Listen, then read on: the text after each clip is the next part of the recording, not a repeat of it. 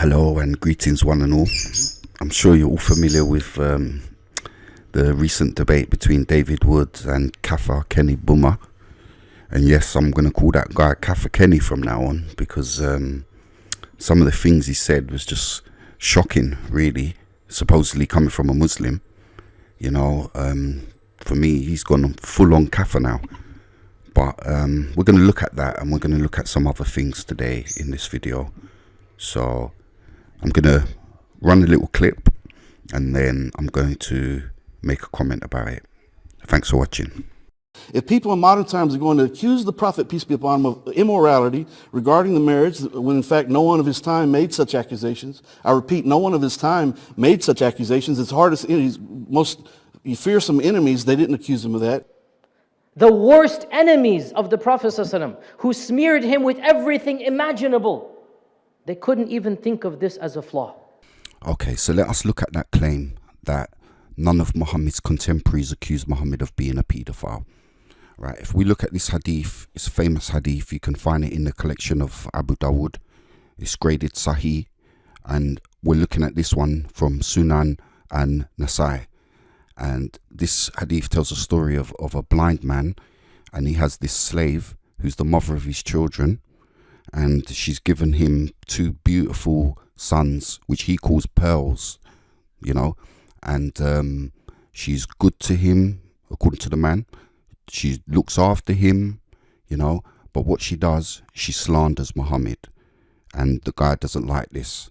So one day or evening, whenever it was, she says things about Muhammad, and the blind man, he gets a knife and stabs her up. You know, in other hadith, it says he used the axe. All right, and you know, I need you to notice that in this hadith, notice it just says that she used to slander Muhammad and defame Muhammad. It doesn't say what she said. So we don't know what she actually said about Muhammad.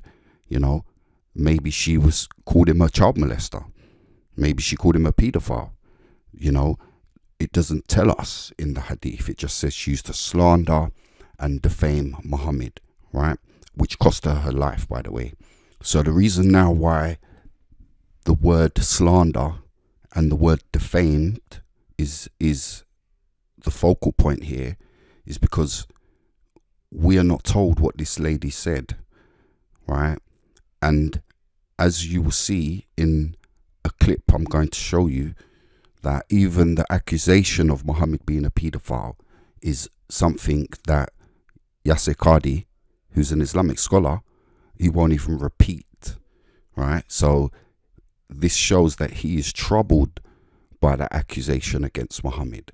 Why would we assume that people in the past were not also troubled by that accusation against Muhammad, and instead of revealing in the hadith what the accusation was, they decided to just use the word slander and defame? And I want to give you just one simple example that the right always uses, Islamophobes always use, and they make a very big deal of it. And that is, they say, for example, your prophet, astaghfirullah, was, and they use a very vulgar word, interested in young people. A pedophile? And I don't want to use the word out of respect for the Prophet, because the age of Aisha was young age. It was 9 years old in the Sahih Bukhari hadith. Okay, she was 9 years old according to Hadith of Bukhari. And so they use a very vulgar word. Pedophile? And I've had young men and women come to me, Muslims, and they say, how can we accept this?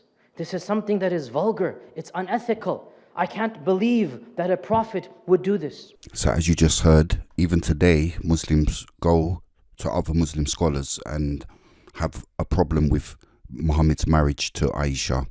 You know, they even call it vulgar. They call it unbefitting of a prophet. And, you know, they ask, how can we tolerate this, you know, in a prophet, you know? And notice as well that the word paedophile, when used in an accusation against Muhammad, is a word that Yasser Qadi won't even repeat. He won't even repeat the word. That's how offended he is by it. So if Yasser Qadi can be so offended by it today, and Muslims can be troubled by Muhammad's marriage to Aisha today, then why would we assume that Muhammad's contemporaries also had no problem with it? Why would we assume that? Why would we think that these people also didn't have their criticism of Muhammad's marriage to Aisha? We can't go to these people's independent sources and ask them, like, what did you really think about Muhammad? Everything we know about Islam and Muhammad is coming from books written by Muslims. And yet even in those books we hear and we read, you know, people being accused of slandering Muhammad, and it's costing them their life. We're not told what the slander is. So until Muslims can tell me what this lady said that cost her her life, they cannot tell me that none of Muhammad's contemporaries accused Muhammad of being a paedophile. So if you like this video, please don't forget to like and subscribe and support this channel, because there will be more videos to come. And let's spread these videos as much as we can to get that information out there. Okay?